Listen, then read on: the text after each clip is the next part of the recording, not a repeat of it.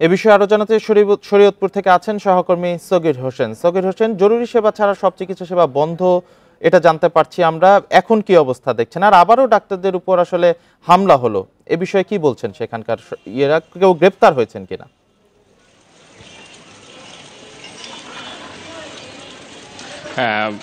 আপনার প্রথম যে প্রশ্নটা, যে গতকাল 11:30টার দিকে যেই ঘটনা, এই ঘটনার পরে কিন্তু হাসপাতাল কর্তৃপক্ষ তারা ইমার্জেন্সি সকল কর্মচারী এবং চিকিৎসক নিয়ে বসেন। তাদের যেই দাবি সেটা হচ্ছে যে তাদের উপর হামলা করা হয়েছে। এই হামলার ঘটনায় তারা দ্রুত বিচার চেয়েছেন এবং যেন তাদের খুব দ্রুত আটক করা হয়, এই প্রতিবাদে তারা কিন্তু কর্মবিরতি পালন করছেন। শুধু জরুরি বিভাগ সেবা ছাড়া সব সেবাই কিন্তু কালকে ওই ঘটনার পর বন্ধ রয়েছে।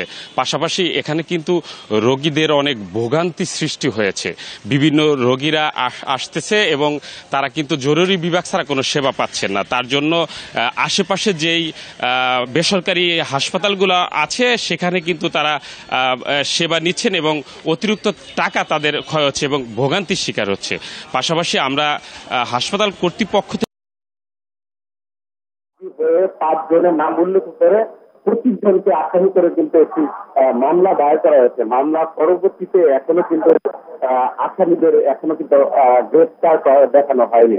তো এছাড়া আমরা যেটা দেখেছি যে শারমিন নামে যে রোগীটা ছিল, তিনি হসপিটালে আসলে তাকে হাসপাতালে যে চিকিৎসকরা তারা নাকি সেবা দেননি।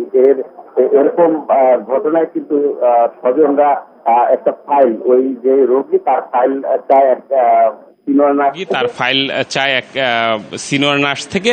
তারা কিন্তু সেই ফাইল না দেওয়ার কারণেই কিন্তু এই হামলার ঘটনা ঘটেছে যতটুকু জেনেছি। এখনই দেখছেন যে জরুরি বিভাগে শুধু চিকিৎসা চলছে, এছাড়া কিন্তু যে ইনডোর এবং আউটডোর রয়েছে এখানে কিন্তু সেবা বন্ধ রয়েছে। এই ছিল হসপিটাল থেকে সর্বশেষ। শরীয়তপুর থেকে জানাচ্ছিলেন সহকর্মী সগির হোসেন।